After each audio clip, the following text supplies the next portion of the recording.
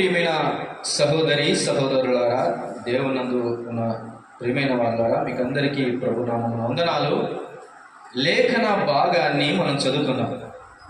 ఇది నిర్గమాకాండం. మోసే ఒక కార్యాన్ని చేసి అక్కడి నుంచి పారిపోయి, ఐగుప్తు నుంచి పారిపోయి వచ్చి మిద్యానీయుడైనటువంటి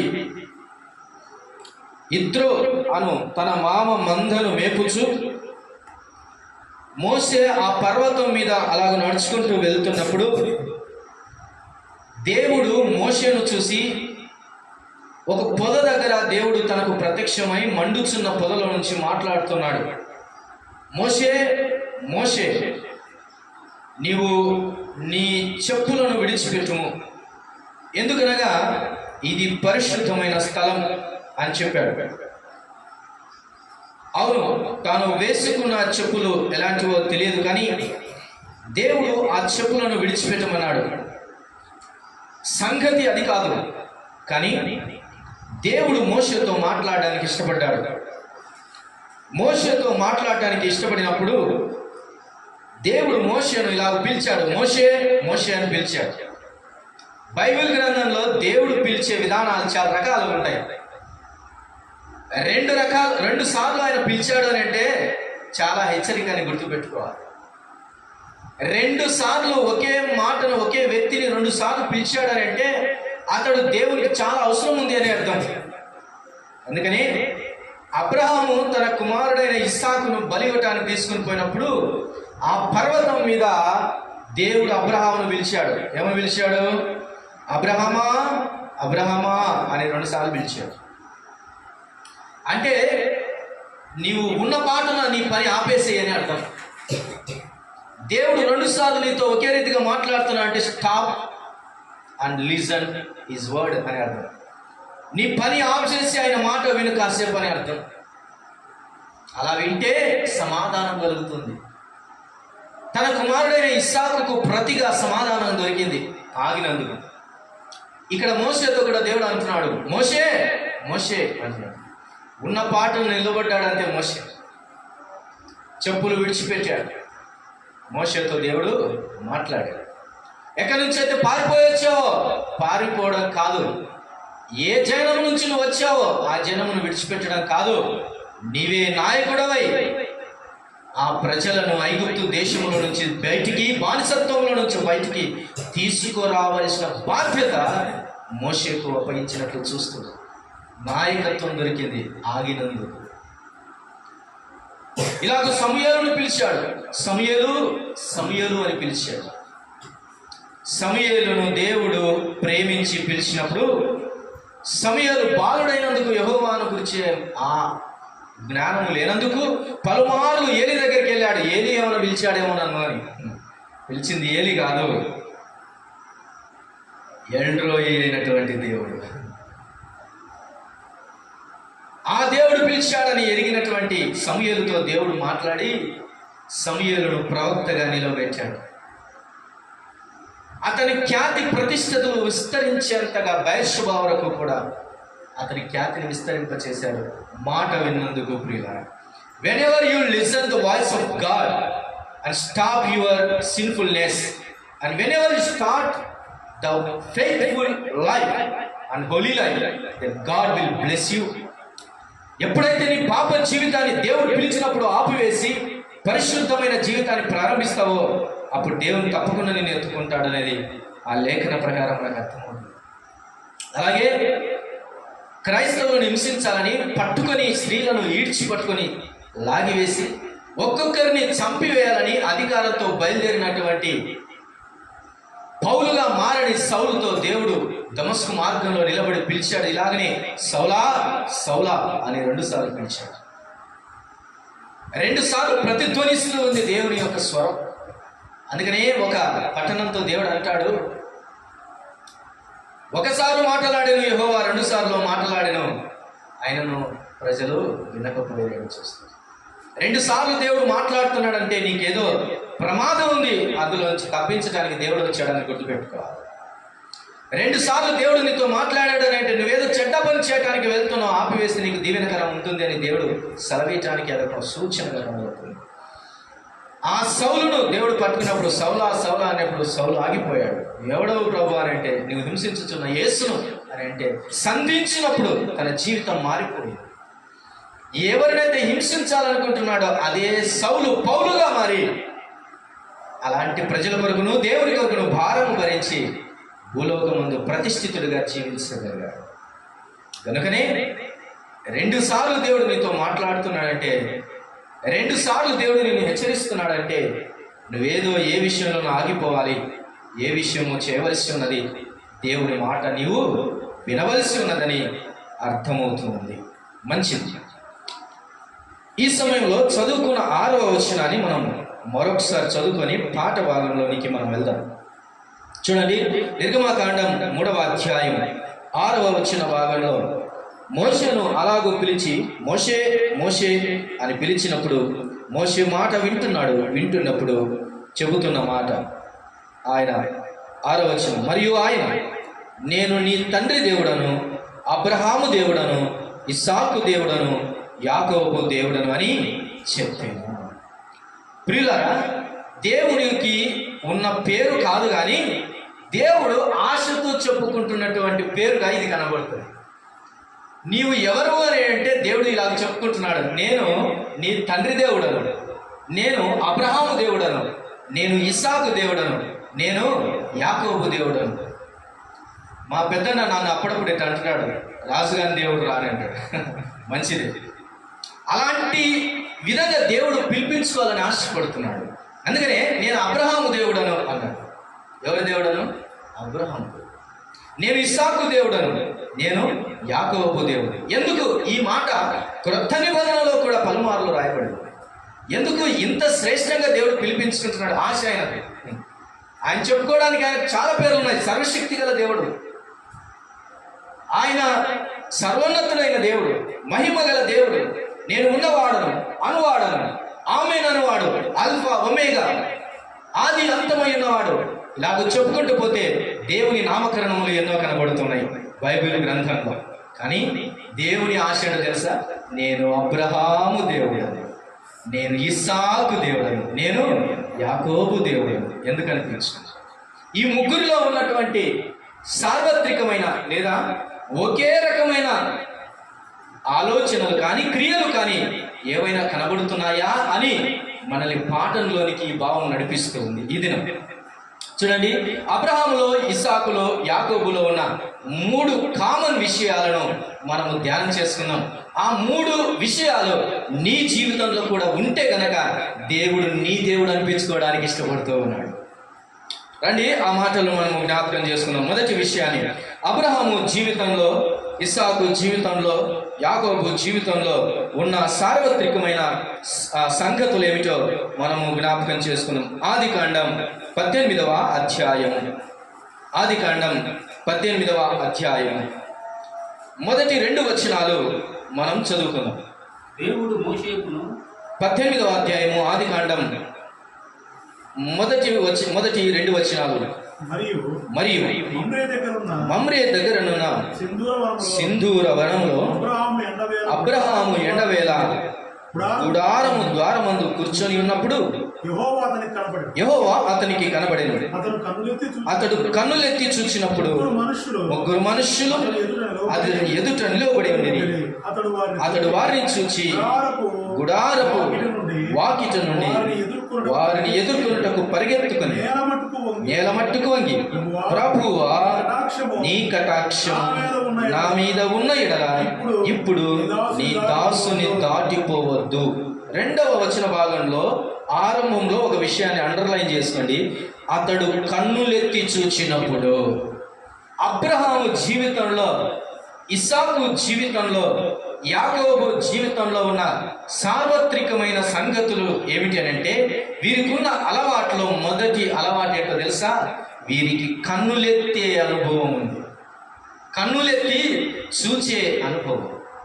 ఈ రోజులో కన్నులు నన్నెత్తికి వచ్చిన జీవితాలు ఉన్నాయి, కానీ కన్నులెత్తి చూచే జీవితం, అనుభవం, అలవాటు నేడు చాలా మందికి లేదు. అందుకనే సామెతల గ్రంథంలో రాయబడిన సంగతులలో ఒకటి, ఈ తరములలో ఒక తరము రాబోతున్నది. ఆ తరం ఎలాంటిదంట? కన్నులు నన్నెత్తికి వచ్చిన తరము గలదు అని చూస్తుంది. అట్లాంటి తరం వస్తుందంట. వచ్చే ఉంది. మనమే మన తల్లిదండ్రుల మాట కొంచెం వినక నడుస్తూ ఉంటే ఇప్పుడు రానున్నటువంటి తనము కాలదని వెళ్తుపోతున్నారు. నన్నెత్తికి కనులు వచ్చే తరము లేకమానలేదు. అయితే ప్రియులారా, అబ్రహాముకున్న అలవాటు ఏంటో తెలుసా? కన్నులెత్తి చూసే అనుభవం. ఏంటి కన్నులెత్తి చూడటం అంటే? ఆత్మ సంబంధమైన నేత్రాలు తెరవటం అని అర్థం. దేవుని చూడాలన్న ఆశ అబ్రహాముకు ఉంది. అబ్రహాము దేవుని మాట వినే వ్యక్తి.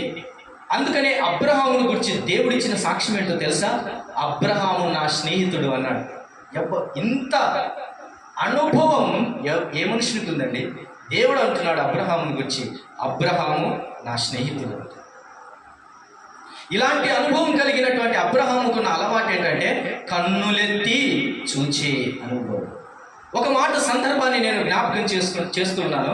ఇక్కడ చదువుబడిన లేఖన ప్రకారం కన్నులెత్తి చూచినప్పుడు ఎవరు కనబడ్డారో తెలుసా? ప్రభువు కనబడ్డాడు. ఈరోజు నీ జీవితంలో కన్నులు ఎందుకు ఎత్తాలని అంటే, కన్నులు ఎత్తకపోతే నీకు మనుషులే కనబడతారు. కన్నులు ఎత్తకపోతే నీకు డబ్బే కనిపిస్తుంది. కన్నులు ఎత్తకపోతే నీ దేహమే కనిపిస్తుంది. కన్నులు ఎత్తితే దేవుడు కనబడతాడు. కన్నులు ఎత్తితే పరలోకం కనబడుతుంది. కన్నులు ఎత్తితే పరసంబంధమైన ఆశీర్వాదాలు కనబడతాయి. ఈ లోక సంబంధమైన భూ సంబంధి. అందుకనే గత వారంలో మనము దేవుడు ఎలాంటి వాడని తెలుసుకున్నాం. ఆయన అదృశ్యుడని, ఆయన అక్షయుడని, ఆయన అద్వితీయుడని మనం నేర్చుకున్నాం కదా. కన్నులెత్తి చూస్తే అదృశ్యుడైన దేవుడు మన హృదయాల్లో కనబడతాడు. కన్నులెత్తి చూసే అనుభవం అబ్రహాముకు ఉంది. కాబట్టి అబ్రహాము కుమారుణ్ణి బలివ్వటానికి ఆ కొండ మీదకి వెళ్ళినప్పుడు దేవుడు అబ్రహామును కూడా అబ్రహాము అని పిలిచినప్పుడు అబ్రహాం చేసిన కార్యం ఏంటో తెలుసా? ఇదే కార్యం చేశాడు. అబ్రహాము కన్నులెత్తి చూడగా 22వ అధ్యాయం ఒకసారి చూడండి. ఆదికాండం 22వ అధ్యాయంలో చూసినట్లయితే 22వ అధ్యాయము ఆదికాండం 13వ వచ్చిన భాగాన్ని చదవండి. అప్పుడు అబ్రహాము కన్నులెత్తి చూడగా పొదలో కొమ్ములు తగులుకొని ఉన్న ఒక పొట్టేలు వెనక తట్టున కనబడిన. చాలు. మానవుడా, దేవుడి మాట ప్రకారంగా నీవు గనుక కన్నులెత్తి చూస్తే నీకు సమాధానం ఒక చోట దేవుడు ఉంచుంటాడని గుర్తుపెట్టుకోవాలి. అది నీకు కనపరుస్తాడు దేవుడు. కానీ మానవుడు దేవుని సమాధానం కొరకు కనిపెట్టగా ఆగక అనేక తంత్రములు కల్పించుకొనుచున్నాడు అని లేఖనము రాయబడి ఉంది. మానవుని దేవుడు యథార్థవంతునిగా నిర్మించను, సృష్టించను. కానీ మానవుడు అనేక తంత్రములను కల్పించుకొనుచు ఉన్నాడు. పిల్లోడికి జ్వరం వచ్చింది, ఆగలేకుంటున్నావు. కాస్తంత కేర్ తీసుకోలేకుంటున్నావు. మంచి భోజనం పెట్టలేకుంటున్నావు. వాడికి కావాల్సింది ఇవ్వలేకపోతున్నావు. కానీ డాక్టర్ దగ్గరికి కూడా తీసుకొని పోలేకపోతున్నావు. కానీ పక్కనే అంతరం వేసే తంత్రయ్య ఉన్నాడంటే మాత్రం ఆగకుండా వెళ్ళిపోతూ ఉన్నాడు. కన్నులెత్తి చూడు, దేవుని సమాధానం ఉంది. ఆగలేకపోతున్నాడు మానవుడు. ఆగితే దేవుని మహిమ కనబడుతుంది. ఒకసారి దేవుడు యేసు ప్రభు వారి లోకానికి వచ్చినప్పుడు తనకు ప్రియమైన ముగ్గురు ఉన్నారు శిష్యులు. ఎవరు వాళ్ళు? పేతురు, యాకోబు, యోహాను. పేతురు, యోహాను, యాకోబు. ఈ ముగ్గురిని కూడా కొండ మీదకి తీసుకుని వెళ్ళాడు. తాను రూపాంతరం చెందినప్పుడు ఆయన మహిమ కలిగిన దేవుడుగా కనబడ్డాడు. వారు భయపడ్డారు. భయపడి సాగిలపడ్డారు, ఒలికిపోయారు. వారిని భయపడుకుమని వారిని పట్టుకొని లేపినప్పుడు వారి గురించి రాబడే మాట, వారు కనులెత్తి చూడగా యేసు తప్ప ఇంకెవరు కనబడలేదు.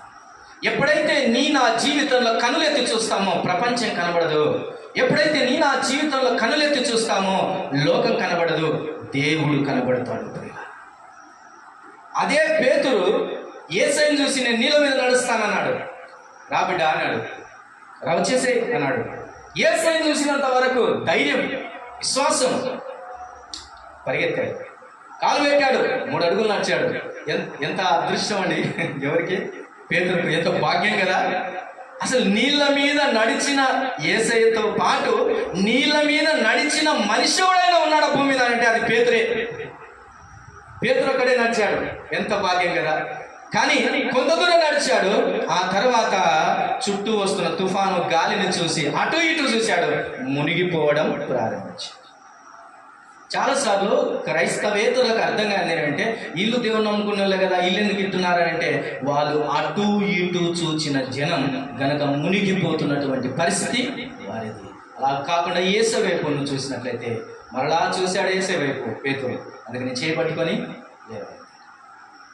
అబ్రహాము జీవితంలో కన్నులెత్తే అనుభవం చూడండి. త్వరగా ఇదే అనుభవం తన కుమారుడైన ఇస్సాకులో ఉందా లేదా అని ఒకసారి చూద్దాం. ఆదికాండం 24వ అధ్యాయం, ఆదికాండం 24వ అధ్యాయం 63వ వచనాన్ని ఒకసారి చదువుకుందాం. సాయంకాలమున ఇస్సాకు పొలములో ధ్యానింప బయలువెళ్ళి కన్నులెత్తి చూచినప్పుడు ఒంటెలు వచ్చుచుండెను. చాలు.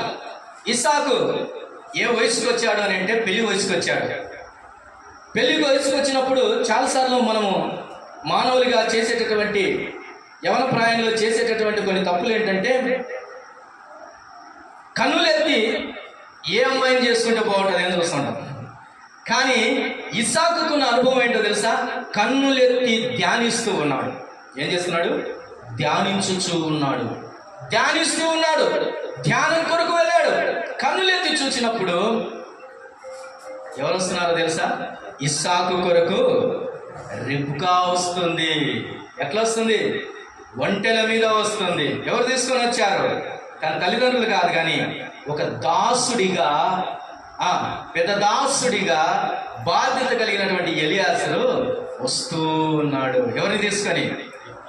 రిబ్కాను తీసుకొని వస్తున్నాడు. ఎవరి రిబ్కా? దేవుని యందు భయభక్తులు కలిగినటువంటి. ఎవరి రిబ్కా? సుందరివతి, చక్కనిది అని రాయబడింది రిబ్కాను గురించి.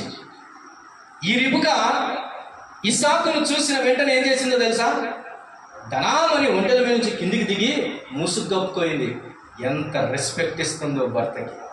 ఇంకా పెళ్ళైనా చేసుకోలేదు, కానీ అంత విధేయత కలిగినది. చూడండి, ఇస్సాకు జీవితంలో కనులెత్తిన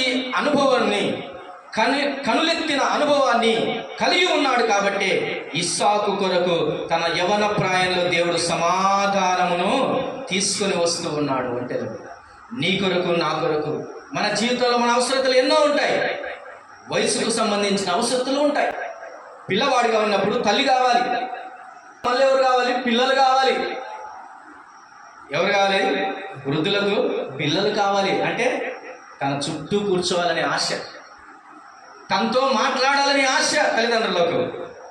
ఇది తప్ప తల్లిదండ్రులకు మరొక ఆశ లేదు. యాకోబు వృద్ధుడైనప్పుడు తన 12 మంది పిల్లల్ని పిలుచుకొని మనవళ్ళను అందరినీ చూసి కౌగిలించుకొని, ఇక నేను చచ్చిపోతానని అర్థమైంది యాకోబు. అందరినీ పిలుచుకున్నాడు, సంతోషించాడు. వృద్ధులకు ఆశ ఉంటుంది. ప్రియులారా, వయసుకు సంబంధించిన అవసరతలు ఉంటాయి, కానీ ప్రతి వయసులో నీవు గనక కన్నులెత్తి చూసే అనుభవం ఉంటే దేవుడు ప్రతి అవసరత నీ జీవితంలో తీరుస్తాడు. రండి, ఇదే లక్షణము యాకోబులో ఉందంటారా? ఒకసారి చూద్దాం.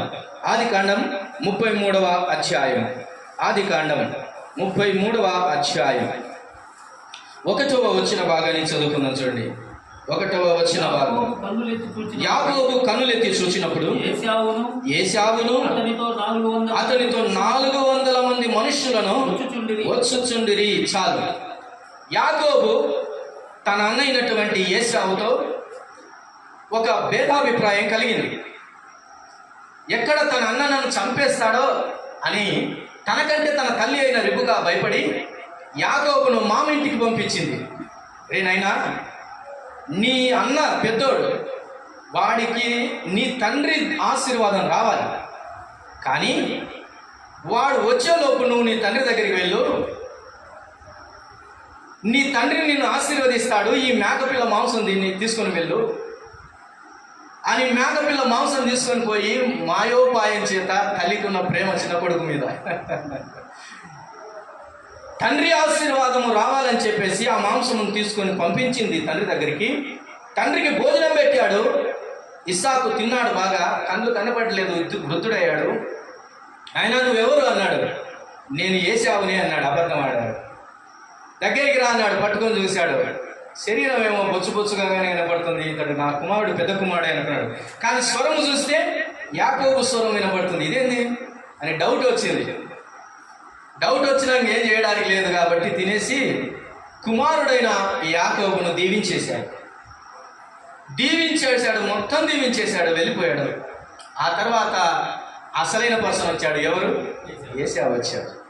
దూరం వెళ్ళి దేవునికి తన తండ్రి అయిన ఇస్సాకుకు ఇష్టమైన మాంసాన్ని, వేట మాంసం తీసుకొని వచ్చాడు. ఆ వేట మాంసం వండి తీసుకొని వచ్చి, డాడీ వేట మాంసం తీసుకొని వచ్చాను డాడీ, నీకోసం వేటాడి తీసుకొని వచ్చానంటే, నువ్వెవరు అన్నాడు. నీ కుమారుడైన ఏశావుని నేనంటే వెక్కి వెక్కి ఏడ్చాడు. అయ్యో, నీ పేరట నేను ఇదివరకే ఒకనిని దీవించి తినే నా కుమారుడా అని ఏడ్చాడు. తండ్రి, ఒక్క ఆశీర్వాదం కూడా నాకు లేదా? లేదు నాయన, శాపమే మిగిలి ఉంది అని చెప్పేసి ఆ శాపాన్ని దీవెనగా ఇచ్చాడు. కానీ ఇలా దేవుడు ఏశావును కూడా కాపాడాడు. అయితే ఇప్పుడేంది సందర్భం అని అంటే, ఈ యాకోబు ఆశీర్వాదంలో తండ్రి దగ్గర తీసుకొని పారిపోయి మామ దగ్గరికి వెళ్ళాడు. తల్లే పంపించింది, వెళ్ళు నాయన, నువ్వు ఇక్కడ ఉంటే కనుక నీ అన్న ఏశావు వచ్చి నిన్ను చంపేస్తాడు, కాబట్టి వెళ్ళు అక్కడికి అని ప్లాన్గా పంపించింది. వెళ్ళాడు. వెళ్ళి అక్కడ మామ దగ్గర ఉండి అక్కడ సంపాదించి, భార్యను సంపాదించి, బిడ్డలను సంపాదించి చాలా ఏళ్ళ తర్వాత తిరిగి వస్తున్నాడు. ఎవరిని ఎదుర్కోవడానికి వస్తున్నాడో తెలుసా? తన అన్న అయిన ఏశావుని ఎదుర్కోవడానికి వచ్చాడు. ఈ మధ్య గ్యాప్లో దేవుడు ఏశావును కూడా దీవించాడు, చాలా దీవించాడు. ఆస్తి వచ్చింది, పిల్లలు కలిగారు. ఇటు యాకోబును దేవుడు ఇంకా దీవించాడు. ఆ దీవెనలు కలిగి యాకోబు కూడా వస్తున్నాడు. ఇప్పుడు యాకోబు తన మందతో తన అన్న అయిన ఏశావును ఎదుర్కోవడానికి వస్తున్నాడు. ఇప్పుడు యాకోబు గుండె ఎట్లా పట్టుకుంటుందో తెలుసా? ధన ధన ధన ధన. ఎందుకు? భయం భయం భయం. ఏమంటాడో నా అన్న నన్ను అని భయపడుతున్న యాకోబు జీవితానికి కన్నులెత్తి చూచే అనుభవం యాకోబుకు కలిగింది కాబట్టి, ఉంది కాబట్టి ఎదుట తన అన్న అయిన ఏశావు సమాధానంతో వస్తున్నాడు. ఎట్లా వస్తున్నాడు? సమాధానంతో వస్తున్నాడు. కోపంతో రాలా, చంపేయాలని రావట్లేదు, కౌగులించుకోవాలని వచ్చాడు. ప్రియులారా, నువ్వు కన్నులెత్తి చూస్తే, అలాంటి అనుభవం నీకుంటే శత్రుత్వం కూడా నీకు మిత్రులుగా దేవుడు చేస్తాడు. నిన్ను ఏమో చేస్తారు అనుకున్న వారు కూడా నీకు మేలు చేస్తారు. నీవు భయపడుతున్న వారిని నీకు ధైర్యముగా ఇస్తాడు. కన్నులెత్తే అనుభవము యాకోబుకు కలిగింది కాబట్టి దేవుడు యాకోబును దీవించాడు. కాబట్టి అబ్రహాము దేవుడను, ఇస్సాకు దేవుడను, యాకోబు దేవుడనని ఎందుకన్నాడో తెలుసా? ఈ ముగ్గురిలో ఒకే క్వాలిటీస్ ఉన్నాయి. ఏ అనుభవం? కన్నులెత్తి చూచే అనుభవం. ఈ మధ్యాహ్నం దేవుడు అంటున్నాడు, నీకొక పాఠం. నీవు కూడా దేవుని వైపు చూసే అనుభవం నీకుందా? పొద్దున్న లేచిన మొదలుకొని నీ అక్కర్లు, నీ అవసరం, నీకు కావలసిన డబ్బును, నీ సంపదను ఇవే చూసుకుంటున్నావా? ఒకసారి అయినా కన్నులెత్తి దేవా అని అన్నావా? అనగలిగితే ఎంత మేలు. ఒకనాడు ఈ లోకంలో కన్నులెత్తకపోతే లూకాసు వార్తలో ఒక ఉపమానం ఉంది. ధనవంతుడు చనిపోయాడు, తర్వాత లాజరు కూడా చనిపోయాడు.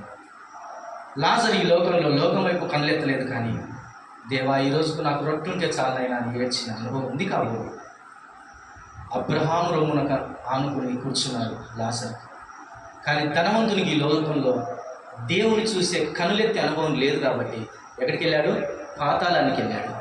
పాతాళానికి వెళ్ళిన తర్వాత అక్కడ రాయబడిన మాట, అబ్రహాము దగ్గర ఉన్న లాజరును ఈ ధనవంతుడు కన్నులెత్తి చూచెను అని రాయబడి. ఈ లోకంలో కన్నులెత్తకపోతే పాతాళంలో కన్నులెత్తాల్సి వస్తుంది. అలా కాకుండా నీ కొరకు కన్నులు ఎందుకు ఎత్తాలంటే, ఈ మధ్యాహ్నం నీ కొరకు సిలువలో వేలాడిన ప్రభువుని చూడటానికి కన్నులెత్తాలి. నీ పాపం కోసం, శాపం కోసం, నీ అపరాధాల కోసం చచ్చిపోయిన యేసయ్యను చూడటానికి కన్నులెత్తాలి. సర్వజనులారా ఆయన వైపు చూచి రక్షణ పొందుడి అని సెలవిచ్చిన మాట ప్రకారం కన్నులెత్తి చూడాలి. ఐతుకు అన్న యవనస్తుడు లోకం అనే దాని వైపు కన్నులు దించి చూశాడు, కింద పడి చనిపోయాడు. కానీ దేవుడు తర్వాత లేపాడు. కన్నులెత్తే అనుభవం నీకు ఉండాలి. అందుకని ప్రభు అంటున్నాడు, మొదట నా రాజ్యమును, నా నీతిని వెతకండి అని కన్నులెత్తే అనుభవాన్ని చూపిస్తూ ఉన్నాడు. కన్నులు ఎత్తకపోతే పందికంట ఒక అనుభవం ఉందంట. అదేంటంటే తను బ్రతికే దినమంతా కూడా ఎంతకాలం బతికితే అంతకాలం పంది కిందికే చూసి బతుకుతుందంట. ఆకాశం కానీ ఆకాశం ఇటు ఉంటుందని కానీ పందికి తెలియదు. సచ్చిన తర్వాత దాన్ని చంపినోడు ఆ పందులు పట్టతోడు దాన్ని పట్టుకొని చంపి దాన్ని పట్టుకొని పోతున్నప్పుడు దాని కాళ్ళకు కట్టి కాళ్ళ మధ్యలో కట్టె దోసి ఆ పక్కకు ఈ పక్కకు కూడా మోస్తూ ఉంటే అప్పుడు పంది ఇట్లా పైకి చూస్తుందట. ఆహా, ఇన్నాళ్ళు నేను బురదలే జీవితం అనుకున్నాను, కంపసెట్లే జీవితం అనుకున్నాను, మురికి కాలువలే నా జీవితం అనుకున్నాను. ఎంత నిర్మలమైన ఆకాశం ఉంది, ఎంత తేటతెల్లమైన ఆకాశం కనబడుతుంది, ఇది కూడా ఉందా అని సత్యముందర తెలుసుకుంటుంది. ఏది ఏమైనా ఈ లోకంలో ఉన్నప్పుడే మనం ప్రభువును చూడాలి. మొదటి అనుభవాన్ని మనం చూసాం. ఏం అనుభవం అది? కన్నులెత్తే అనుభవం. రెండవ అనుభవంలోనికి మనం వెళ్దాం. చూడండి త్వరగా అబ్రహాము జీవితం దగ్గరికి మరలా వద్దాం. ఆదికాండం 12వ అధ్యాయం 7వ వచన భాగాన్ని మనం చదువుకుందాం. 7వ వచన భాగాన్ని చదువుకుందాం. యెహోవా అబ్రహామునకు ప్రత్యక్షమై నీ సంతానమునకును ఈ దేశం ఇచ్చేదనని చెప్పగా అతడు తనకు ప్రత్యక్షమైన యెహోవాకు ఒక బలిపీఠమును కట్టెను. చాలు. అబ్రహాము జీవితంలో ఉన్నటువంటి మరొక అద్భుతమైన ఆత్మ సంబంధమైన అనుభవం ఏమిటి అని అంటే దేవునికి బలిపీఠం కట్టే అనుభవం.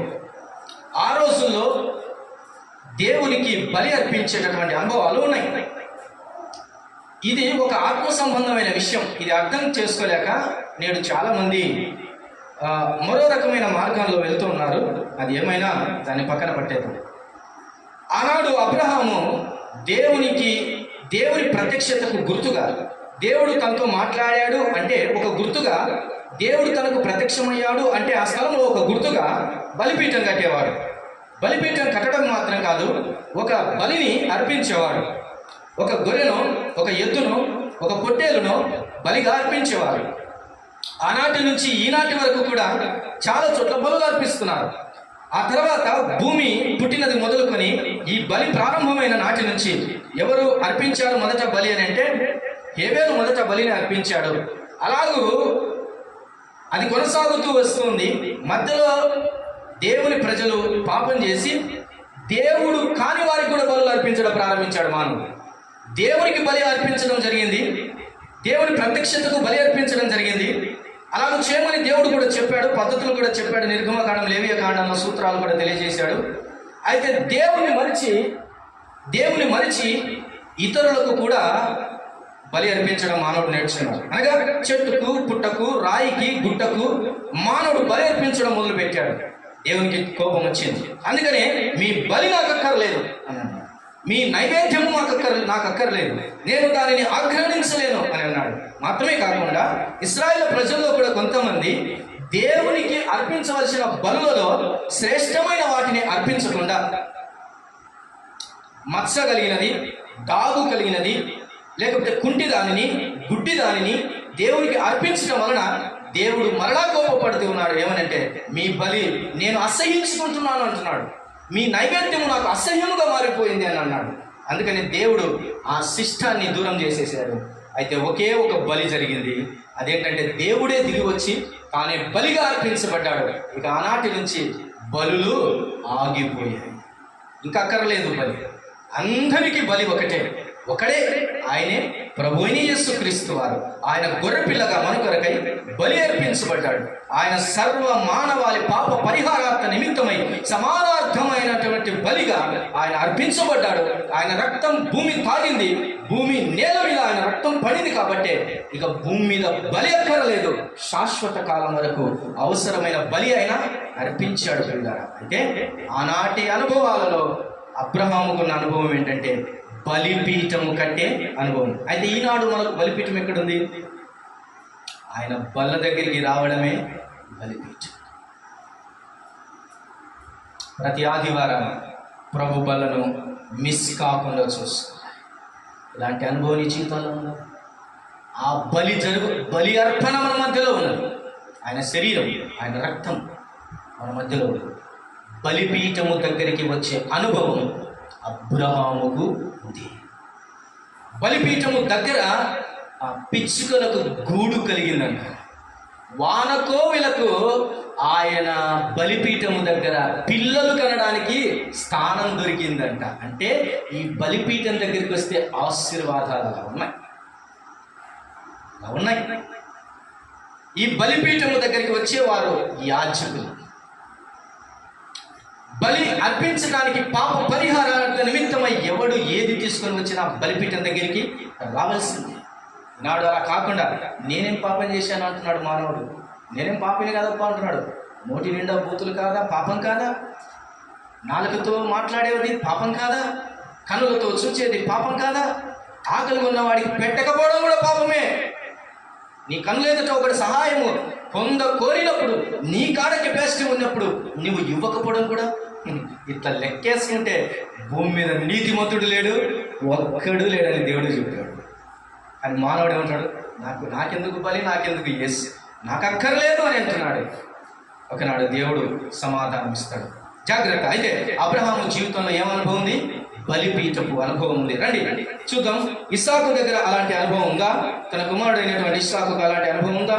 26వ అధ్యాయము ఆదికాండం 26వ అధ్యాయము 25వ వచనాన్ని చూడండి. త్వరగా మనం ముందుకు వెళ్దాం. 26వ అధ్యాయము 25వ వచనం. అక్కడ అతడు ఒక బలిపీఠం కట్టించి యెహోవా నామమున ప్రార్థన చేసి అక్కడ తన గుడారం వేసెను. చాలు. అబ్రహాము దేవుడు ప్రత్యక్షంగా కనబడినప్పుడు అబ్రహాము అనేక బలిపీఠాలు కట్టాడు. అందులో ఒక బలిపీఠం మనం చదువుకొని వచ్చాం. దేవుని ప్రత్యక్షతకు గుర్తుగా బలిపీఠాన్ని కట్టాడు. ఇక్కడ ఇస్సాకు బలిపీఠం కట్టినప్పుడు ఏం చేస్తున్నాడంటే ఇక్కడ ప్రార్థన చేస్తూ ఉన్నాడు. ఏం చేస్తున్నాడు? ప్రార్థన చేస్తూ ఉన్నాడు. బలిపీఠం మరలా దేనికి గుర్తుగా కనబడుతుందో తెలుసా? నీవు ప్రార్థించవలసిన స్థానమునకు గుర్తుగా కనబడుతుంది. అంటే నీ జీవితంలో ఏ అనుభవం ఉండాలి? ప్రార్థన అనుభవం ఉండాలి. ఈరోజు నీ జీవితంలో ఏ అనుభవం ఉందా? యెహోవాకు బలిపీఠం కట్టి ప్రార్థన చేయొచ్చు. ఎందుకు ప్రార్థన చేయాలి? To connect with the lord. దేవునితో మనము కలిసిపోవడం, కనెక్ట్ కావడానికి, ఆయనతో సంభాషించడానికి నువ్వు ప్రార్థన చేయాలి. చాలామంది జీవితంలో అన్నీ ఉంటాయి. ఏముంటాయి? పాటలు పాడతారు, వాక్యం చెప్తారు, అన్ని పనులు చేస్తారు, కానీ ఏముండదు? ప్రార్థన. అందుకే చాలా జీవితాల్లో ఆశీర్వాదాలు లేకపోవడానికి, చాలామంది జీవితాల్లో విశ్వాసంలో పరిపక్వత లేకపోవడానికి, ఎందుకంటే దేవుని అడగలేకపోతున్నాడు మానవునికి. ఆ శాత కావట్లా. ఏమిస్తాలే, దేవుడు ఒక్కడే కాదు కానీ ఇంకో పని కూడా మనం కూడా కొంత చేస్తున్నాం. ఆ దేవుడే ఇస్తాడు. కీర్తనల గ్రంథంలో రాయబడింది, ఇది యెహోవాయే చేసినని జనులు తెలుసుకొనున్నట్లు ఆయన ఇది చేసి. ఎవరు చేశారట? దేవుడే చేసి. బలిపీఠము కట్టినటువంటి, బలిపీఠము దగ్గరికి వచ్చినటువంటి ఇస్సాకు ప్రార్థన చేసిన వాడిగా కనబడుతున్నాడు. అదే అనుభవం ఇస్సాకు కూడా కలిగినాడు. మూడవ విషయాన్ని కూడా మనం చూద్దాం. మూడవ విషయం, యాకోబు కూడా ఇలా చేశాడా? యాకోబుకి ఈ అనుభవం ఉందా? బలిపీఠం దగ్గరికి వచ్చి బలిపీఠంను చూసేటటువంటి అనుభవం యాకోబుకు ఉందా? 35వ అధ్యాయము ఆదికాండం 35వ అధ్యాయం 2వ వచనాన్ని 1-2 వచనాలు మనం చదువుకున్నాం. 1-2 వచనాలు. దేవుడు యాకోబుతో నీవు లేచి బేతేలునకు వెళ్ళి అక్కడ నివసించి నీ సహోదరుడైన ఏశావు ఎదుట నుండి నీవు పారిపోయినప్పుడు నీకు కనబడిన దేవునికి అక్కడ బలిపీఠము కట్టుమని చెప్పగా యాకోబు. చాలు. దేవుడే అంటున్నాడు యాకోబుకు ప్రత్యక్షమై దేవుడు అంటున్నాడు, యాకోబు నీకు కనబడిన దేవునికి బలిపీఠము కట్టు అని అంటున్నాడు. యాకోబు కూడా బలిపీఠం కట్టాడు. యాకోబు కూడా బలిపీఠము అనుభవాన్ని కలిగి ఉన్నాడు. ఇక్కడ యాకోబు బలిపీఠము కట్టినప్పుడు జరిగిన సంగతి ఏంటో ఒకసారి అక్కడ చూడండి. 2వ వచనంలో, యాకోబు తన ఇంటి వారితోనూ తన యుద్ధనున్న వారందరితోనూ మీ యుద్ధనున్న అన్ని దేవతలను పారవేసి మిమ్మును మీరు శుచిపరచుకొని మీ వస్త్రములను మార్చుకొనుడి. మనము లేచి బేతేలునకు వెళుదము. నా శ్రమదినమున నాకు ఉత్తరం ఇచ్చి నేను వెళ్ళిన మార్గమున నాకు తోడయుండిన దేవునికి బలిపీఠము అక్కడ కట్టెదనని చెప్పాను. ఇందులో ఏం కనబడుతుందో తెలుసా? శుద్ధీకరణ కనబడుతుంది. మాత్రమే కాకుండా కృతజ్ఞత కూడా కనబడుతుంది. నా శ్రమ దినమున నాకు తోడయ్యున్న దేవునికి బలిపీఠం కట్టుకున్నాను అన్నాడు. రెండవది, మీరు మీ వస్త్రములను మార్చుకొనుడి అన్నాడు. శుభ్రపరచుకోండి, జీవితం బాగలేదు కడుక్కోండి యేసయ్య రక్తంలో, బుద్ధిని మార్చుకోండి, క్రియలు మార్చుకోండి. తాగు చేత నింపబడ్డారు, మలినం చేత నింపబడ్డారు అని ఆత్మ సంబంధమైన పాఠాన్ని దేవుడు నేడు మనకు తెలియచేస్తున్నాడు. రండి, ఆయన బలిపీఠము దగ్గరికి రండి, శుచిపరచుకొని రండి. వచ్చి ఆయన బలిపీఠము దేనికి కట్టడానికి? శ్రమ దినమున నాకు తోడయ్యున్న దేవునికి కృతజ్ఞత అండి. అది దేవుడు చేసిన దానికి కృతజ్ఞత అండి. అది ఈ రోజుల్లో మానవునికి లేనిది మరొకటి ఏంటో తెలుసా? కృతజ్ఞతాభావం.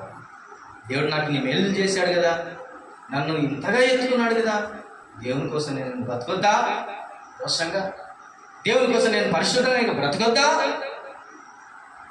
దేవునికి నేను కృతజ్ఞత చెల్లించొద్దా? ఎంత చెల్లిస్తున్నావు దేవునికి కృతజ్ఞత? ఎంత సమయాన్ని చెల్లిస్తున్నావు? ఎంత వ్యయాన్ని నువ్వు వెచ్చిస్తూ ఉన్నావు? ఎంత బలాన్ని దేవుని కొరకు ఉపయోగిస్తున్నావు?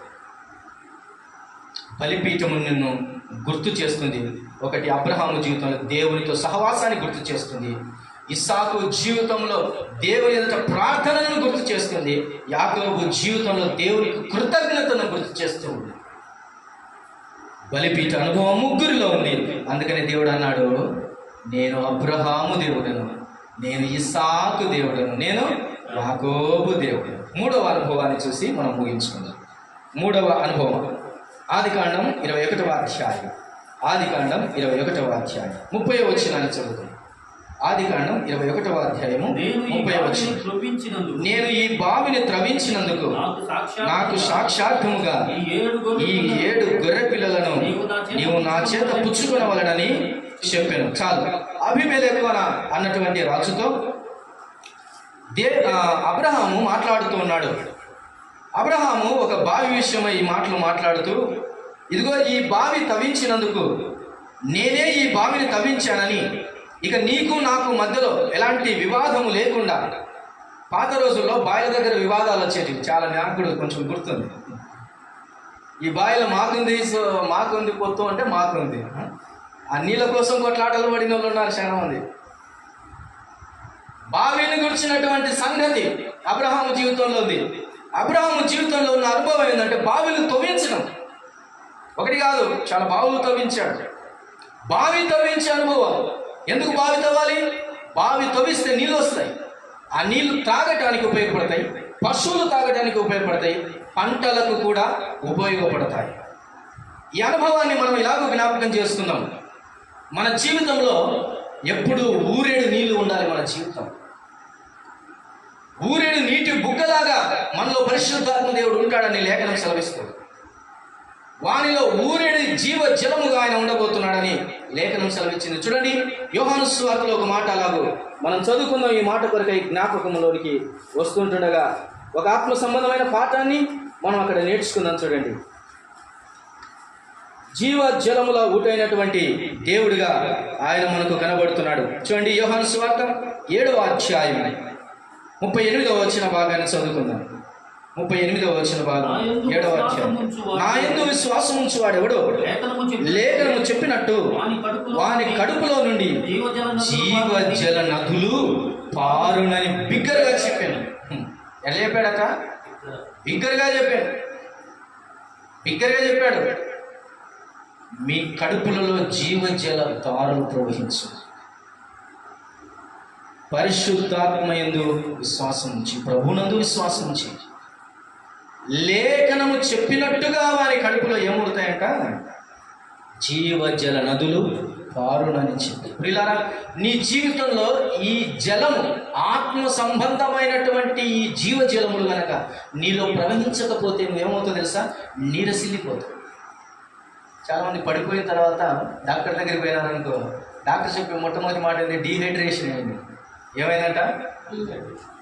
కారణం ఏంటంటే నీళ్ళు సరిగా తాగకపోతే ఏమైపోతుంది? అంతే. నీళ్ళు దేవుని వాక్యం, నీళ్ళు దేవునితో ఉన్న సహవాసం, పరిశుద్ధాత్మతో ఉన్న సహవాసం. అందుకని నీటి కాలువల యోరను నాటబడిన చెట్టు వలె ఉండును వాడు అని మొదటి కీర్తనలో రాయబడింది. నీటితో ఉన్న ఈ అనుభవం ఆత్మ సంబంధమైన విషయం. బైబిల్ తర్వాత ప్రతి క్రైస్తవుడు చదవలసినటువంటి మరొక పుస్తకం ఉంది. ఎడారులలో సెలయేర్లు అన్న పుస్తకం. ఆ ఎడారులో సెలయేర్లు అన్నటువంటి చార్లెస్ కోమన్ అన్నటువంటి ఒక స్త్రీ రాసింది. ఆమె తన జీవిత అనుభవాల నుంచి పాఠాలు రాసింది. నాకు చాలా ఇష్టమైన పుస్తకం. ఏ రోజు ఏ పేపర్ తెరిచి ఏ పాఠం చదివినా అది ఉన్నది ఒక పారాగ్రాఫ్ ఉంటుంది అంతే, ఒక పేపరే. రోజుకు ఒక పేపర్ చదవచ్చు. అది చదువుతున్నప్పుడు నిజంగా మన విశ్వాస జీవితంలో జీవజల నదులు ప్రవహించినట్లు, కష్టంలో, కన్నీటిలో, బాధలో, ఓటమిలో, చీకటిలో, అంధకారంలో తోడైనటువంటి మాట. ఎంత అద్భుతంగా ఉంటుందో ఆ మాట. క్రైస్తవులు చదవాల్సిన చాలా ఇంపార్టెంట్ పుస్తకాలు కొన్ని ఉన్నాయి. ఎడారుల సెలయేర్లు అనేది ఒకటి, యాత్రికుని ప్రయాణం అన్నటువంటి పుస్తకం ఖచ్చితంగా చదవాలి. నా జీవితంలో ఎన్నో పుస్తకాలు నేను చదివినప్పుడు ఎన్నో అనుభవాలు గుండా దేవుడు నన్ను నడిపించి మోకరించి ప్రార్థించు క్రైస్తవుడు అన్న పుస్తకం ఒకటి చదివాను. అందుకని నాకు కూర్చొని ప్రార్థించాలంటే భయం వేస్తుంది చాలాసార్లు. మోకరించి ప్రార్థించు క్రైస్తవుడు, ఇలాంటివి అనేక పుస్తకాలు ఉన్నాయి. పరిశుద్ధ పోరాటం అన్న పుస్తకం, ఈ క్షణమే చచ్చిపో అన్న పుస్తకం, తెగిపడిన నా సహోదరుడికి అన్నటువంటి ఒక పుస్తకం. కాబట్టి అలాంటి పుస్తకాల నుంచి దేవుడు మాట్లాడుతున్నప్పుడు ఖచ్చితంగా మన హృదయంలో జీవజల నదులు ప్రవహిస్తాయి. ఇలాంటి అనుభవంలోనికి రావాలి. అందుకని అబ్రహాము జీవితంలో తనకు నీటితో అవసరం ఉంది. కాబట్టి అబ్రహాముకు నా అనుభవం ఏంటి? బావులు త్రవించే అనుభవం. ఏ జీవితంలో ఈ బావులు పూడ్చబడ్డాయని. ఒకప్పుడు ఆరంభంలో ఉన్నప్పుడు బావులలో నుంచి నీళ్లు ఉబిగినట్లుగా నువ్వు ఆసక్తి చూపించేవాడు, పరిగెత్తేవాడు దేవుని సన్నిధికి, పాటలు పాడటానికి, ప్రభువును స్తుతించడానికి, ఆరాధించడానికి, మహిమపరచడానికి, పనులు చేయడానికి పరిగెత్తే జీవితాలు చాలామంది. ఆరంభంలో ఉన్న ఆరాటం ఆ తర్వాత ముగింపులో కనపడుతుంది చాలా జీవితాల్లో. కారణం ఏంటి అంటే బూడుకుపోయింటాయి, కొన్ని బావులు ఎండిపోయిటాయి. చాలా బావులు ఏమయ్యాయి? ఎండిపోయినాయి బావులు, ఎండిపోయినాయి బావులు, నీళ్ళు లేవు. అందుకని చాలామంది అంటుంటారు కదా సామెతగా, ఒట్టి బాయిలో పడి సావులు అని అంటుంటారు. ఎందుకని? మామూలు నీళ్ళ బాయిలనన్నా కొన్నిసార్లు ఎదుగుంటూ బయటకు వచ్చి గడ్డను పట్టుకొని వస్తాయి, కానీ ఒట్టి బాయిలు పైనుంచి పడ్డామంటే చచ్చిపోతుందండి. అలా సామెత చెప్తారు. మంచిది ప్రియులారా, బావులు ఊరుతూనే ఉండాలి. మా ఊరికి ఒక బావి ఉంది ఆధారం నీళ్లు తాగడానికి. ఆ బావే నేను పుట్టక ముందు నుంచి ఎప్పటి నుంచో ఉంది. ఇప్పటికీ అవే, ఒకవేళ అవి ఉన్నాయో లేదో తెలియదు, కానీ అవే నీళ్ళే మంచి నీళ్ళు తాగడానికి, బాగా తీయగా కనబడుతుంటాయి కొన్ని బావులు. మంచిది. ఇస్సాకు జీవితంలో ఈ అనుభవం ఉందా? చూడండి, ఆదికాండం 26వ అధ్యాయం, 26వ అధ్యాయం, ఆదికాండం 26వ అధ్యాయము 18వ వచనాన్ని చదువుతాం. 26వ అధ్యాయము ఆదికాండం 18వ వచనం. అప్పుడు తన తండ్రి అయిన అబ్రహాము దినములలో త్రవ్విన నీళ్ల బావులు ఇస్సాకు తిరిగి త్రవ్వించెను. చాలా ప్రియులారా, ఈ బావులు ఏమయ్యాయంటే, అబ్రహాము తవ్వించిన ఈ బావులు ఏమయ్యాయంటే, ఫిలిస్తీయులు వాటిని ఏం చేశారంట? పూడ్చారు. ఎవరు పూడ్చారంట ఆ బావులను? ఫిలిస్తీయులు పూడ్చివేశారంట. ఏమంటే బావిలో నీళ్ళు ఉంటే అందరికి ఉపయోగమో కాదు, కానీ వీళ్ళు ఏం చేశారు? పూర్తి చేశారు. ఏమన్నా జ్ఞానం ఉందంటారు వీళ్ళకి? బుద్ధి ఉందే కొంచెం? ఆ నీళ్ళు ఉపయోగపడవా? కొన్నిసార్లు కొంతమందికి ఏమంటుంటారు, ఎట్లుంటుందో తెలుసా, ఇది వాడి బావి అని చెప్పేసేసి వాడి బావిలో నీళ్లు రాకూడదు అన్నట్టుగా ఆలోచన చేస్తుంటారు. బావి ఎవరిదైతే ఉంది, తాగడానికి నీళ్ళు దొరకవు, అడిగితే నీళ్ళు ఇవ్వరు. అయితే ప్రియులారా, ఈ ఫిలిస్తీయులు ఏం చేశారంట? బావులను పూడ్చేవారు. ఆత్మ సంబంధమైన పాఠం ఇక్కడ ఉంటుంది. నీ జీవితంలో ఉన్నటువంటి ఆసక్తిని, దేవుని కొరకు నీకున్నటువంటి ఆరాటం, దేవుని ఎడల నీకున్నటువంటి పరిశుద్ధ జీవితం, ఈ నీటి అనుభవం, జలజల పారేటటువంటి జలపాతం అనే ఉన్న ఈ ఆత్మీయ జీవితాన్ని సాతానుడు లాంటి వాడు, దుష్టులు, అంధకార సంబంధులు వాటిని ఏం చేస్తారు? పూడ్చి వేస్తారు. రాళ్ళేస్తారు, మట్టేస్తారు, చెత్తేస్తారో ఏం చేస్తారో తెలియదు, వాటిని పూడ్చి వేస్తారు. అబ్రహాము తవ్వించిన బావులను ఇప్పుడు ఎవరు కూర్చారంట? ఫిలిస్తీయులు పూడ్చారు. అయితే ఇస్సాకు ఏం చేస్తున్నాడు? తిరిగి తవ్వించను. ఒకవేళ నీ జీవితంలో పూడ్చబడ్డావేమో, జీవజల ధారలు రాకుండా నీ హృదయంలో దేవుని గురించిన ఆరాటం లేకుండా పూడ్చివేయబడిందేమో. ఇస్సాకును బట్టి నువ్వు నేర్చుకోవాల్సింది ఏంటో తెలుసా? తిరిగి త్రవించు, ఊట బయటపడుతుంది. ఏం పడుతుంది? ఊట బయటపడుతుంది. జాగ్రత్త. అది ఎంతో మేలుకరమైనది. ఆ ఊట మన దాహాన్ని తీర్చేది, ఆ ఊట మనకు పంటలను ఇచ్చేది, ఆ ఊట మనకు ఎంతో విలువైనది. అనగా దేవుని వాక్యము ఊట వలె మనకు ఎంతో అవసరమైనది. నీ వాక్యమే నాకు పానము స్నానము అని దేవాని దివ్య వాక్యము ఇవిగా మాకు దొరికెను. దేవాని దివ్య వాక్యము ఇవిగా మాకు దొరికెను. హల్లెలూయా హల్లెలూయా హల్లెలూయా హల్లెలూయా హల్లెలూయా హల్లెలూయా హల్లెలూయా హల్లెలూయా. దేవాని దివ్య వాక్యము ఇవిగా మాకు దొరికెను. దేవుని వాక్యము ఈవిగా దొరికింది. అదే మన బావి, అదే మన స్నానమునకు, మన పానమునకు అవే నీరై ఉన్నది. అందుకని మీరు వాక్యము చేత ఉదక స్నానము చేయండి అని దేవుని వాక్యం సెలవించింది. దాటి వెళ్తున్నాను. ఈ అనుభవం యాకోబులో ఉందా? చూద్దాం. చూడండి చివరి మాట. ఆదికాండం 29వ అధ్యాయం. ఆదికాండం 29వ అధ్యాయం 2వ వచనాన్ని చదువుకుందాం. 1-2 చదువుకుందాం. యాకోబు బయలుదేరి తూర్పు జనుల దేశమునకు వెళ్ళాను. అతడు చూచినప్పుడు పొలములో ఒక బావి కనబడేను. అక్కడ దాని యొద్ద గొర్రెల మందలను 3 పడుకొని కాపరులు మందలకు ఆ బావి నీళ్లు పెట్టుదురు. యాకోబు జీవితంలో కూడా ఈ బావితో సంబంధం ఉంది. యాకోబు బావిని చూడగా అక్కడ మందలు ఎక్కడ కూర్చున్నాయంట? గొర్రెల మందలు ఎక్కడ ఉన్నాయంట? బావి దగ్గర ఉన్నాయి. ఎండకు నీటి దప్పిక తీరాలంటే గొర్రెలు ఎక్కడికి రావాలి? బావి దగ్గరికి. పశువులు ఎక్కడికి రావాలి? బావి దగ్గరికి రావాలి. ఒంటెలు గాడిదలు ఎక్కడికి రావాలి? బావి దగ్గరికి రావాలి. జీవితంలో అలసిపోయావేమో, నిట్టూర్పు చేత నిరాశ చేత సొమ్మసిలిన మానవుని దేవుడు తన బావి దగ్గరికి పిలుస్తూ ఉన్నాడు. రా అని అంటూ ఉన్నాడు. నీ దాహము తీర్చడానికి ఆయన ఇష్టపడుతున్నాడు. ప్రయాసపడి భారము మోసుకొనుచున్న సమస్త జనులారా నా ఇద్దరు రండి, నేను మీకు విశ్రాంతి నించేదను అని అంటున్నాడు. తప్పికొనుచున్న వారలారా రండి నా ఇద్దకు అని ఆయన పిలుస్తూ ఉన్నాడు. జీవజలమును నేను మీకు ఇస్తాను, నేను ఇచ్చు నీళ్లు త్రాగువాడు ఎప్పుడు ఎన్నటికీ కూడా తప్పికొనడు అని రాయబడింది. ప్రియులారా, ఈ రోజుల్లో ఇక్కడ ప్రభు దగ్గర ఈ లోకంలో ఉన్నంత వరకే నీ తప్పిక తీర్చుకోకపోతే, ఆరంభంలో ఒక ధనవంతుని పరిచయం చేశాను, ఎగ్జాంపుల్గా చెప్పాను. అదే ధనవంతుడు పాతాళానికి వెళ్ళిన తర్వాత అలమటిస్తున్నాడు. అయ్యా, ఒక్క నీటి చిటకన వేలు నీటి బొట్టును నా నాలుక మీద వేసి తడుపుము, నేను దాహము తీర్చుకుంటాను అయ్యో అని అలమటిస్తూ ఉన్నాడు. ఈ లోకంలో ప్రభు దగ్గరికి రాకపోతే పాతాళంలో దప్పిక కొనాల్సి వస్తుంది. బావి దగ్గరికి వచ్చిన మందల వలె, బావి దగ్గరికి వచ్చిన గొర్రెల వలె దేవుడు పిలుస్తూ ఉన్నాడు సర్వమానవాళిని. ఎందుకు నీ ఇష్టానుసారంగా నువ్వు జీవిస్తూ, ఎందుకు ప్రయాసపడతావు? పాపం చేత అపరాధం చేత చచ్చిన మనల్ని తన ప్రేమ చేత పిలుస్తున్నాడు. రండి నా యొద్దకు రండి అని పిలుస్తున్నాడు.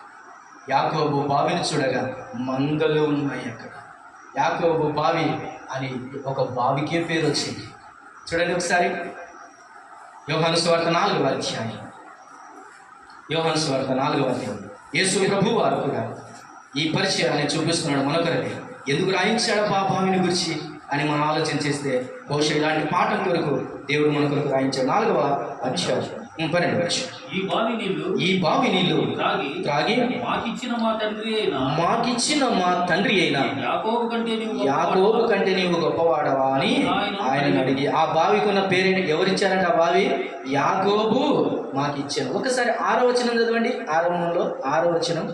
అక్కడ యాకోబు బావి ఉండెను గనుక యేసు ప్రయాణము వలన అలసి ఉన్న రీతిని ఆ బావి యొద్ద కూర్చుండెను. యేసయ్య చూపించనండి ఆ బావి దగ్గర. ఎవరి బావి అంటే ఇది యాకోబు బావి. ఇప్పుడు చెప్పండి, అబ్రహాము బావిని ధరించాడు, ఇస్సాకు బావిని ధరించాడు, యాకోబు కూడా బావిని కలిగి ఉన్నాడు. బావితో అనుభవం, ఈ అనుభవం నీ జీవితంలో నీ భావి భవిష్యత్తుకు కారణమవును కాక. యాకోబు బావి అని దాని గురించి రాయబడింది. ఆ బావి నీళ్లు తాగి అనేకులు బ్రతుకుతున్నారు. అలాగున ఒక సుకార్ అన్నటువంటి ఆ గ్రామం దగ్గర ఒక సమరయ్య స్త్రీ ఇప్పుడు ఎక్కడికి వచ్చింది? బావి దగ్గరికి వచ్చింది. జీవితం బాగున్న వాళ్ళైనా బాగలేని వారైనా, కరువులో ఉన్నవారైనా, కష్టాల్లో ఉన్నవారైనా, కన్నీటిలో ఉన్నవారైనా, దిగుల్లో ఉన్నవారైనా ఎక్కడికి వస్తే సేద తీరుతుంది? బావి దగ్గరికి వస్తే సేద తీరుతుంది. ప్రియమైన దేవుని వారు, అబ్రహాము దేవుడను, ఇస్సాకు దేవుడను, యాకోబు దేవుడను నేను అని మోషేకు ఆనాడు దేవుడు గుర్తు చేసినట్లు ఈరోజు నీకు కూడా గుర్తు చేస్తున్నాడు. నేను అబ్రహాము దేవుడను, నేను ఇస్సాకు దేవుడను, నేను యాకోబు దేవుడనని గుర్తు చేస్తున్నప్పుడు దేవుడు అబ్రహాము జీవితంలో, ఇస్సాకు, యాకోబు జీవితాల్లో ఉన్న కనులెత్తే అనుభవం నీకుందా? రెండవదిగా అబ్రహాము జీవితంలో, యాకోబు జీవితంలో, ఇస్సాకు జీవితంలో బలిపీఠము కట్టే అనుభవం ఉంది. నీ జీవితంలో ఉందా? బావితో పరిచయం అబ్రహాము జీవితంలో, ఇస్సాకు జీవితంలో, యాకోబు జీవితంలో ఉంది. నీ జీవితంలో ఉందా? లేకపోతే గనక దేవుడు అంటున్నాడు, ఈ అనుభవాలు నీ జీవితంలో కలిగి ఉంటే నేను కూడా చెప్పుకోగలుగుతాను, నేను నీ దేవుడను కూడా అని చెప్పుకుంటానని ఇష్టపడుతున్నాను. ఈరోజు దేవుణ్ణి ఇలాగ చెప్పుకొనిద్దామా? దేవుడు నేను ఫలానా వారి దేవుణ్ణి అని చెప్పుకోవడానికి దేవుని ఇష్టపడుతున్నాడు. అలాగూ ఆ పేరు నీవు ఇవ్వడానికి ఇష్టపడుతున్నావా? ఇష్టపడితే గనక నీవు కూడా అబ్రహాము వలె, ఇస్సాకు వలె, యాకోబు వలె కనులెత్తే అనుభవం, బలిపీఠపు అనుభవం, బావులను గుర్చిన అనుభవం నీ ఆత్మ సంబంధమైన జీవితంలో నీవు కలిగి ఉంటే అప్పుడు దేవుడు చెప్తాడు, సకల జనుల ఎదుట చెప్తాడు. ఈ లోకంలో ఒకవేళ అందరూ చూడకపోయినా కానీ పరలోకానికి వెళ్ళినాక మాత్రం ఒక మాట అంటాడంట, ఈ బిడ్డ నా బిడ్డ. మీరు నన్ను జనుల ఎదుట నన్ను ఒప్పుకుంటే నేను నా తండ్రి ఎదుట నేను మిమ్మల్ని ఒప్పుకుంటానన్నాడు. ఎలాగ ఒప్పుకుంటాడు తెలుసా? Daddy, this son is my son. పలానా బద్రీనాథ్ నా కుమారుడు అని చెప్తాడు రాజు. పలానా రాజు నా బిడ్డ అని చెప్తాడు. ఎప్పుడు? చచ్చిన వారు, బతికిన వారు అందరూ ప్రభు దగ్గరికి వస్తారు ఒకనాడు. సకల జనుల ఎదుట, దేవుని తీర్పు ఎదుటలో ప్రభు ఒప్పుకుంటాడు. భూమి మీద మహా అంటే 70 ఏళ్ళు, ఇంకా బలం అంటే 80 ఏళ్ళు. అయిపోయింది కాలం. శాశ్వత యుగాయుగాలు బ్రతికే కాలంలో నీకు పేరుందా? యుగాయుగములు బ్రతికేటటువంటి ఆ నిత్య జీవార్థమైనటువంటి ఆ యుగములో, ఆ రాజ్యంలో నీ పేరు నిలబడుతుందా? నీ పేరు వరుసలోకి వస్తుందా? ఎవని పేరైనాను జీవ గ్రంథంలో రాయబడినట్లు కనబడని ఎడల అట్టి వానికి గొప్ప తీర్పు పాతాళం నిర్ణయించబడింది. అయ్యో భయంకరమైన వేదన. ఈరోజు ఈ చిన్న పాఠం దేవుడు నీ జీవితంలో ఇస్తున్నాడు. మోషే ఆగు, నేను అబ్రహాము దేవుడను, ఇస్సాకు దేవుడను, యాకోబు దేవుడను అని గుర్తు చేసిన దేవుడు ఈరోజు నీ దేవుడని చెప్పుకోవడానికి కూడా ఇష్టపడుతున్నాడు. అయితే ఇలాంటి అనుభవాలు నీ జీవితంలో ఉన్నాయి కదా, ఎంతో మేలు, ఎంతో మేలు. తలలో ఉంచండి, ప్రార్థన చేస్తుంది.